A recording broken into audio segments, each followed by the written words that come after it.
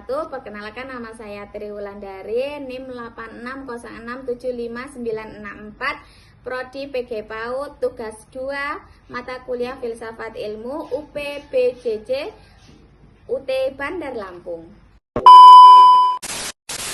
Kita bahas materi yang pertama, Filsafat Ilmu mengawasi dan memperkuat eksistensi keilmiahan serta nilai-nilai dalam ilmu pendidikan.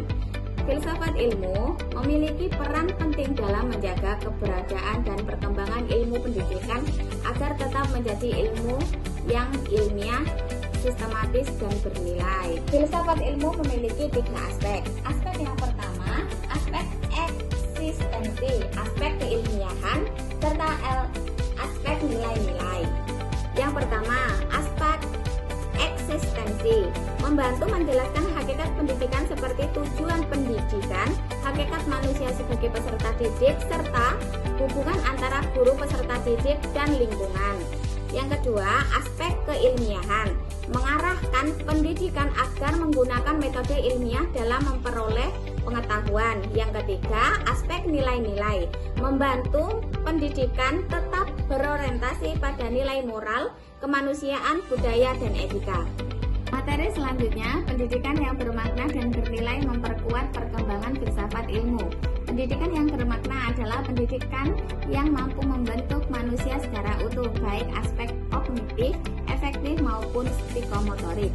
Pendidikan yang bernilai juga mendorong lahirnya pemikiran-pemikiran baru mengenai hakikat pembelajaran, metode pembelajaran, dan tujuan pendidikan, misalnya perkembangan pembelajaran berbasis karakter, pendidikan inklusif, serta pembelajaran yang berpusat pada peserta didik merupakan hasil refleksi filosofis terhadap kebutuhan masyarakat modern.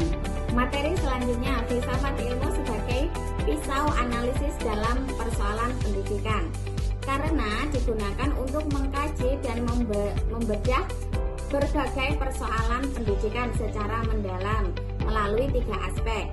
Aspek utama, ontologi, epistemologi, dan aksiologi. Ontologi membahas hakikat dan keberadaan suatu objek. Apa hakikat pendidikan?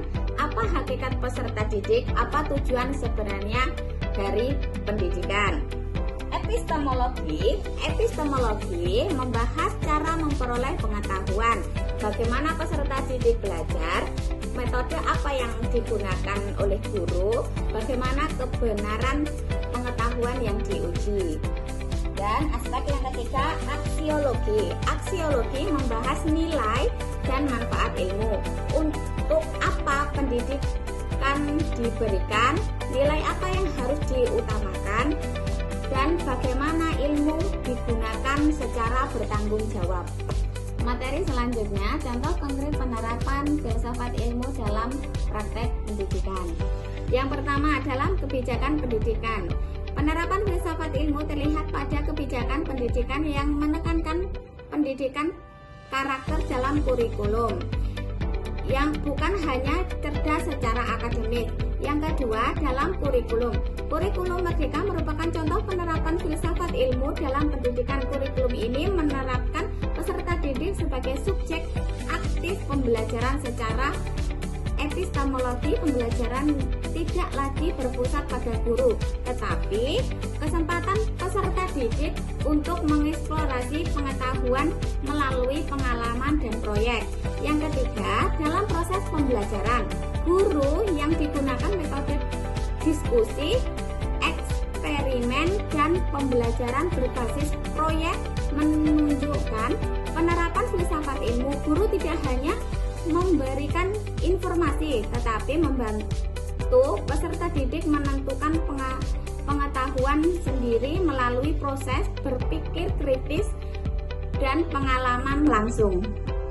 Sekian materi dari saya akhiri. Wassalamualaikum warahmatullahi wabarakatuh. Dadah.